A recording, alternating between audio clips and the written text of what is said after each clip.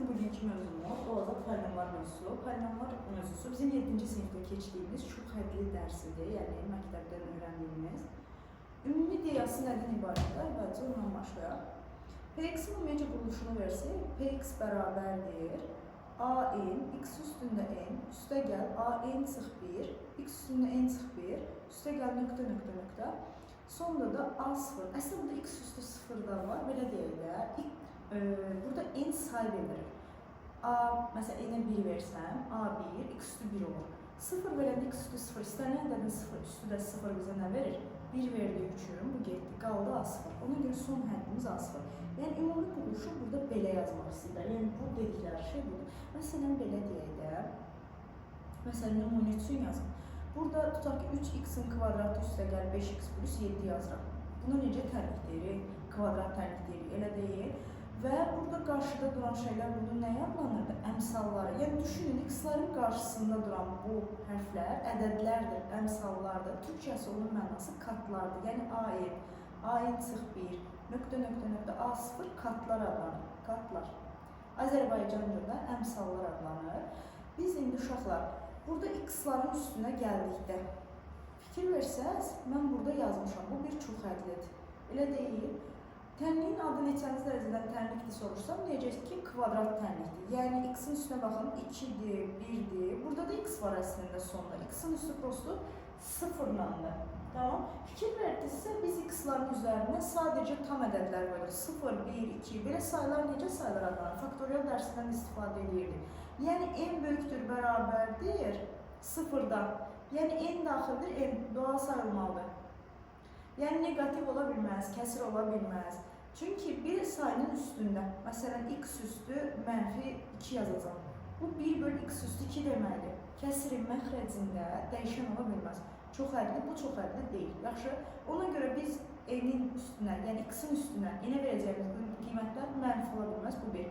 İkinci, kəsir ədədlər ola bilməz. Məsələn, x üstü 2-də 1 yazmışam. Bu şey kökün altında, kökdən birlikdə rasion üstü qüvvət. Kök 6x deməkdir. Olmaz. Yəni, ümumiyyətcə, bir ifadənin çox hədli olması üçün birinci x-ların qüvvətlərinə baxacağız. X-ların qüvvətləri müsbət doğal sayılar olmalıdır. Mənfi ola bilməz, kəsir ola bilməz, sonra kök 6 yəni ola bilməz. Daha sonra fonksiyonun üstünə fonksiyon tətbiq oluna bilməz. Baxın, bu formada olanda, bu bir fonksiyondur, sinüsün üstünə, x orada fonksiyon yəni mənasına gəlir. Olmaz, sinüs x fonksiyonu, bu bir polinom deyildir. Sonra baxsaq, loqaritma olmaz. Yəni, bu doğru bir polinom olmayacaq. Yəni, bu elə ifadələr polinom olmayacaq. İndi, nəyə qaydı deyəcəm? Biz dərəcələr temasına gələndə bu n-lərdən, məsələn, buna necə tənlik deyirik? Kvadrat tənlik deyirik, elə deyil. Səbəb, x-ların üzərinə baxırıq.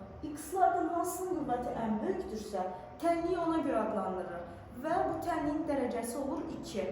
Demək ki, n-imiz bizim polinomun dərəcəsi adlanır. Yəni, der Px şəklində yazılır və ya qısaca dPx şəklində yazılır. Hər ikisi eyni şey deməkdir və bu polinomun dərəcəsini göstərir. Yəni, n-ə. X-lardan qüvvəti ən yüksək olana baxır. Yəni, hansı böyükdürsə, tənliyin, yəni çox hədlinin dərəcəsi odur deyəcək. Bu bir. Bir də nə demək istəyirəm? Burada hansı x-in qüvvəti ən böyükdürsə, onun qarşısında duran əmsala, kata, baş katsayı deyəcək. Baş katsayı. Yəni, bizim düsturumuza, formulumuza görə baxsaq, baş katsayı deyəndə A-yı nəzərdə tutur, dərəcə dedikdə isə n-i nəzərdə tutacaq. İndi gəlin, biraz polinomdur, polinom deyil kimi suallara baxaq. Burada fonksiyondan xatırlayırsınızsa, fx bərabər c, yəni konstant, sabit fonksiyon demişdi, elə deyil. Burada da eyni qayda davam edir. Bu sabit polinomdur. Yəni, standart bir ədədə bərabərdir, bu sabit polinomdur. Çünki bunun yanında x var, x-in üstü 0-dır. Aynı oldu bura qədər. İndi, bu sabit polinomdur. Fx bərabərdir 0 olanda buna 0 polinom. 0 polinom deyil. Deyəcəksiniz, mən 0 polinom mənim nə işimə yarayacaq? Baxın, belə bir sual yazıram özümdən. Yazıram ki, a çıx 2x kvadratda üstə gəl, b plus 3x yazmışam, tutaq ki, üstə gəl c çıx 5. Deyirəm, fx və yaxud bunu p ilə yazaq, genəlliklə p ilə yazılır. Px deyirəm 0 polinomdur. Sonra aşağıdan deyirəm ki, a plus b plus c-ni tapın. Sən bilməlisən ki, 0 polinom nədir? Fonksiyonda 0 polinom, polinom sonunda 0'a bərabərdir. Yəni mən götürüb burada bütün əmsalları 0'a aparmalıyam. A-nın qiyməti 2 olacaq, B-nin qiyməti -3 olacaq, C-nin qiyməti 5 olacaq. Bunların da götürüb toplamlarını eləsəm mənə nə verəcək? 4 verəcək, elə deyil. Baxın 4. Yəni 0 polinom necə oldu? Sonunda sonuc fx bərabər 0 olmalı. Buna 0 polinom verir. Bu arada 0 polinomda baxın fx bərabər 0 deyil. X üstü n yaza bilərəm. İstənilən bir şey yaza bilərəm. 0 polinomun dərəcəsindən danışa bilmirik. Bu tamamsız və belirsizdir deyəcəyik. İndi davam edək. Bu bir polinomdur, elə deyil. X kvadratının qarşısı dərəcəsi nədir desəm, deyəcəksiniz ki, mənim dərəcəsi 2'dir. Çünki x-in ən yüksək qüvvəti 2'dir. Və baş katsayı nədir desəm, deyəcəksiniz x kvadratının qarşısında duran ədəddir. İndi belə bir şey deyək, qayıdaq başa. Burada uşaqlar, bunlar katlar adlanmışdır, elə deyil. Mən sondakı bu sabit həddi tapmaq istəsəm, sabit terimi tapmaq istəsəm, A0 tapmaq istəsəm, bütün x-ları yox eləməliyəm, elə deyilmi? Bütün x-ları yox eləmək üçün, onda mən bütün x-ları yerinə 0 qoymalıyam. Yəni bütün qarşıdakılar hamısı geçsin, qalsın bir sondakı. Yəni mən P0 tapdıqda A0 tapmış oluram, yəni sabit terimi tapmış oluram. Sabit terim. Demək, sabit terimi tapmaq istəyirəmsə, bütün x-ları yerinə 0 qoymalıyam. Bu bir. İkinci qayda. Uşaqlar, ikinci qaydaya əsasən də mən katların toplamını istəyər. A+1, A+1, A0. Bizə bunların toplamını istədiksə, sanki biz x-ları görməməzlikdən gəlmər. Yəni x-lar yoxmuş kimi gələcək. Onda da bütün x-ların yerinə 1 yazmalısınız. Onda biz P1'i axtarırıq. Demək, P1 ilə katlar toplamı. P0 axtardıqda sabit terimi axtarmış olur. Bu şəkildə tapmış olacaq. Yaxşı. İndi suallara davam edək. Məsələn, bu C variantında bu 0 polinom oldu, elə deyilmi? Bu bir polinomdur. Qarşıda duran katı, yəni əmsalı nə olması bizə maraqlı deyil. O kök altında ola bilər, mənfi ola bilər, müsbət ola bilər. Sadəcə bizə maraqlı gələn şey odur ki, x-in üstü negativ ədədlər olmasın. Burada bu polinom olacaqmı? Təbii ki, polinom olmayacaq. Çünki x-in üzəri, x kökün altındadır. Yəni x-in üstü 1/2, rasional üstü qüvvəti ola bilməz. Getdik, bu polinomdur. Mənim dediyim kimi, qarşısında duran əmsal maraqlı deyil. Sadəcə x-ına baxıram. X-in üstü tam saydı, doğal saydı, üstü okey. Bu mənim üçün polinomdur. Bu polinom deyil, çünki mən bunu çevirsəm, x üstü mənfi eləyir. Yenə eynən mənfi qiymət verdiyim üçün bu polinom sayılmır, bu getdi. Bunu zaten izahdır, başda dedim. Sinus fonksiyonu tətbiq olunduğu üçün bu polinom deyil. Bu bir polinomdur. Dərəcəsi neçədir desəm, deyirsiniz 3'dür. Çünki x-in ən yüksək qüvvəti 3'dür. Baş katsayı nədir desəm, x kubunun qarşısı 4 olduğuna görə ən böyük əmsal 4'dür. Yəni daha doğrusu dərəcəsi x kubunun qarşısı 4'dür. Bəzən uşaqlar şeyə baxır. Götürür deyirlər ki, mənim cavab -7 baş katsayı. Necə ki, dərəcə olanda baxırsınız, x-lardan ən böyüyünü götürürsünüz. Əmsal da deyəndə baxırlar uşaqlar həflərdən, ədədlərdən ən böyük. Elə bir tema yoxdur. Baxırsınız qüvvətlərdən ən yüksək x-in qüvvətini tapırsınız və onun əmsalına baxırsınız. Bu qədər. Sabit terimi nəyə bərabər desə, sonunda duran sərbəst həddə bərabərlik 1 olacaq. Fk da bizdə polinom deyil, bu formada davam edirik. İndi keçək növbəti sual.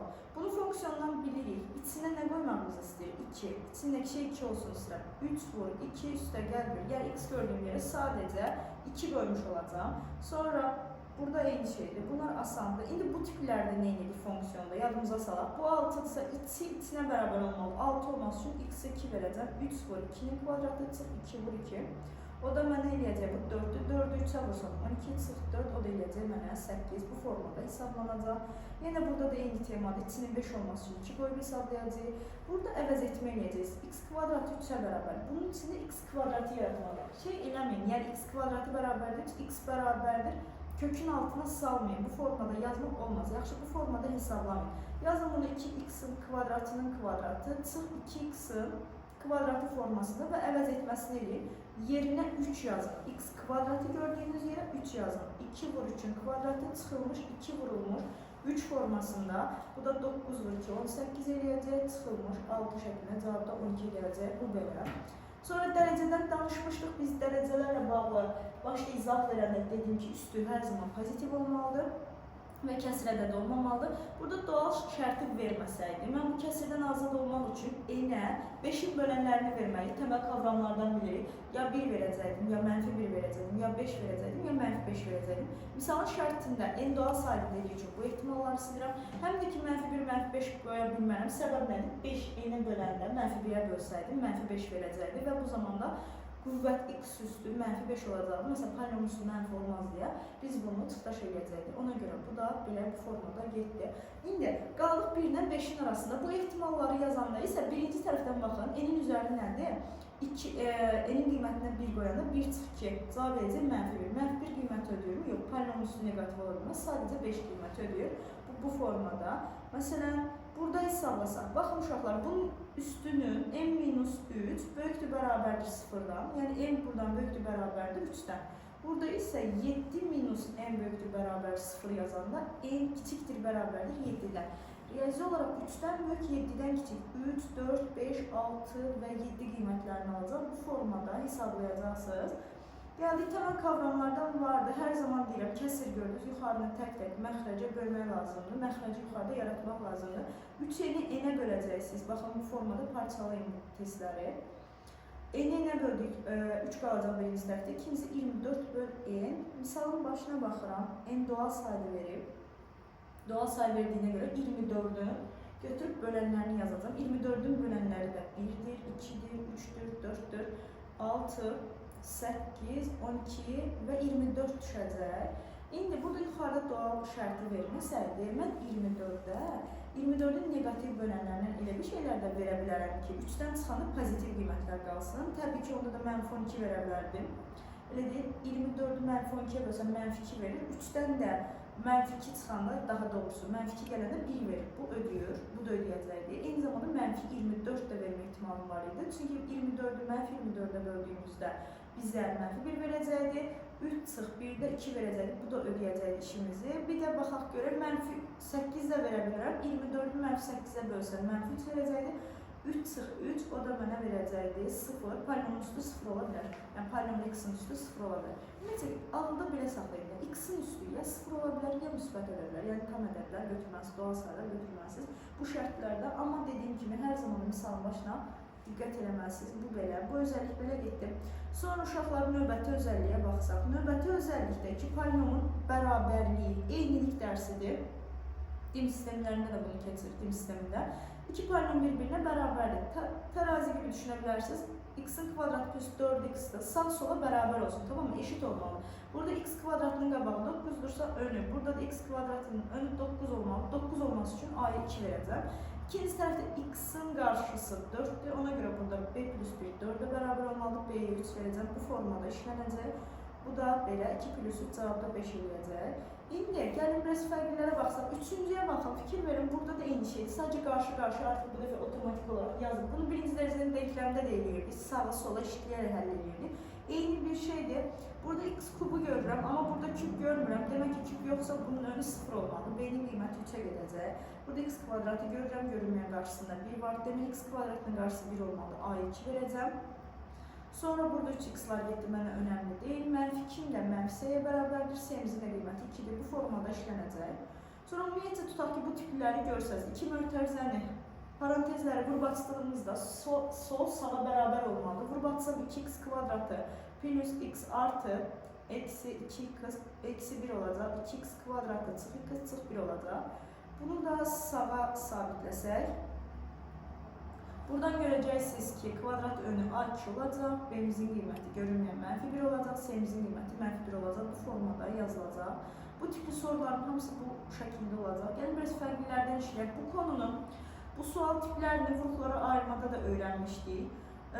Bunun sağ tərəfini ortaq məxrəcə gətirsək, gətirdiyimizdə bunun paydasını, bunun payına, sürətinə çarpaz bir şəkildə vururam. ax plus 3a.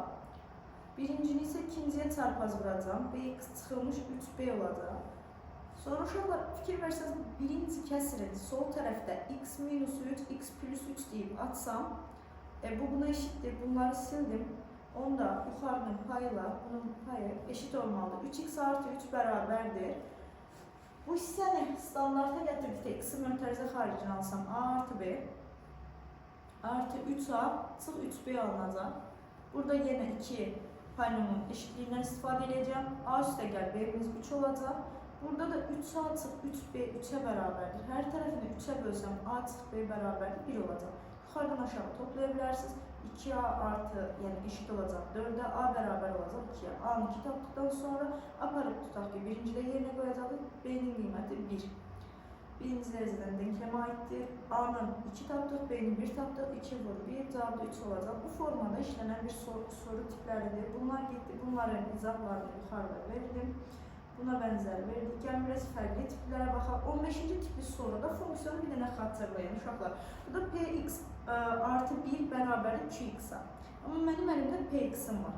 Demək, mən px artı 1'i hesablamalıyam. Px artı 1'i hesabladığımızda x gördüyüm yerə x artı 1 yazmalıyım. Aparıb yerinə yazsam x artı 1'in kare eksi 2 yazacağım. Bunu atsam x kare çıx 2x plus 1 çıx 2 artı burada artı olacaq. Çıx 2 o da bərabər x kvadratda plus 2x çıx 1 şəklində olacaq. Bu da buna eşitmiş. Bu da buna eşitdir. Onu da buradan götürəcəm. X kvadratının qarşısında görünməyən burada bir 1 var. Demək a'mız 1 eşitdir. X'in qarşısında b dayanıb b bərabər 2 eşitdir. Sabit həddimiz s'imizdə -1 eşitdir. Bu formada işlənir və bunların toplamını istəyir məndən, o da 2 verəcək. Bu özəllik bu şəkildə işlənəcək. Sonra keçdik növbəti özəlliyə.